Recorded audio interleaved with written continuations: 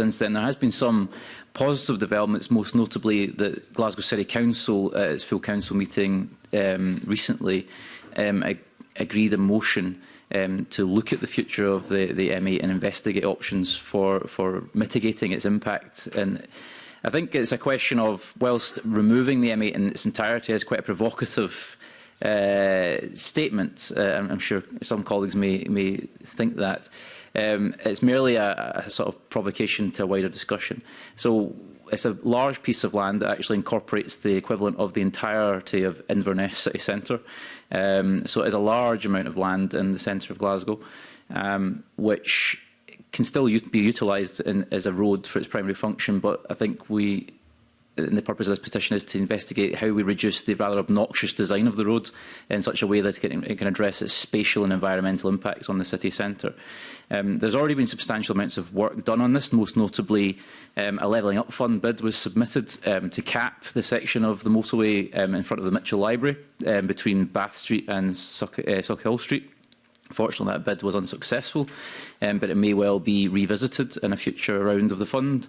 Furthermore, there was a commission for district regeneration frameworks carried out. It was commissioned in 2016 and has produced a series of district regeneration frameworks for the entirety of the city centre, which highlighted particular interventions, particularly on the west flank of the M8 inner ring road, which could be enabled to reduce the impact of the road, such as removing certain slip roads and capping and decking over sections of the motorway where it's in cutting, and aiming to restore areas like Anderston Cross, which is completely engulfed by a kind of spaghetti junction.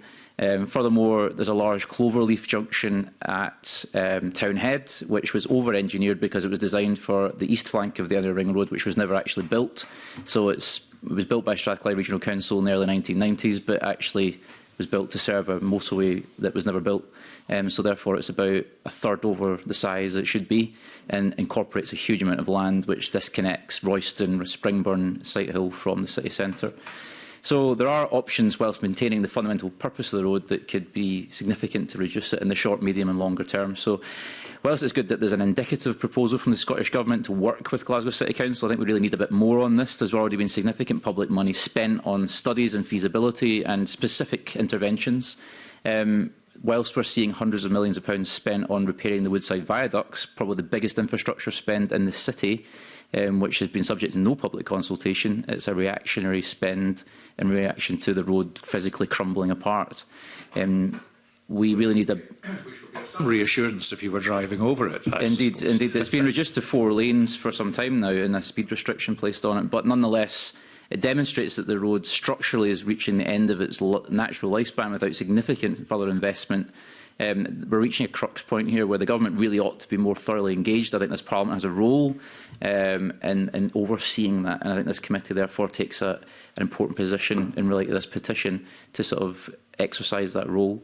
Therefore, I would urge the committee to consider inviting key stakeholders from both Transport Scotland, Scottish Government and Glasgow City Council to present their view on existing studies such as the MVRDV district regeneration frameworks, which were commissioned at significant expense 5 years ago, the levelling up fund bid and how we progress these projects, which are kind of shovel ready, to borrow a phrase from John Swinney.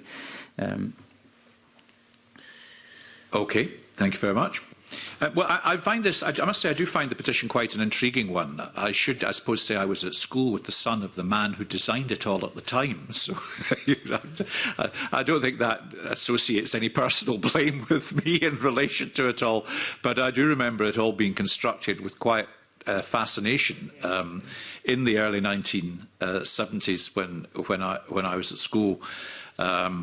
And it was quite a long journey prior to its construction. It was then quite a short journey, and then it became a very long journey again as traffic volumes became familiar with it. I've noted with interest your most recent online campaign in relation to the reconstruction of Charing Cross and the original buildings that I think were demolished over the bit up front of the Mitchell Library and along that are potentially open to being capped. Is that correct?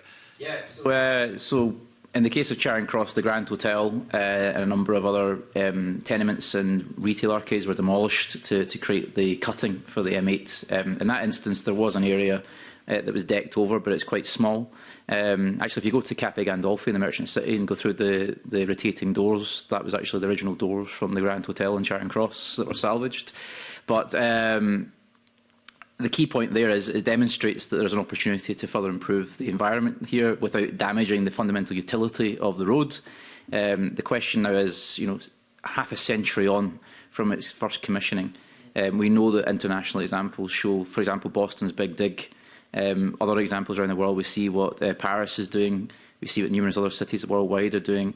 There is a big opportunity for us to enhance the city centre. Also, I would argue there's a potential to realise a positive capital net receipt for the public, because this is government-owned land. The land was all compulsory purchased by the Scottish Office at the time to construct the road.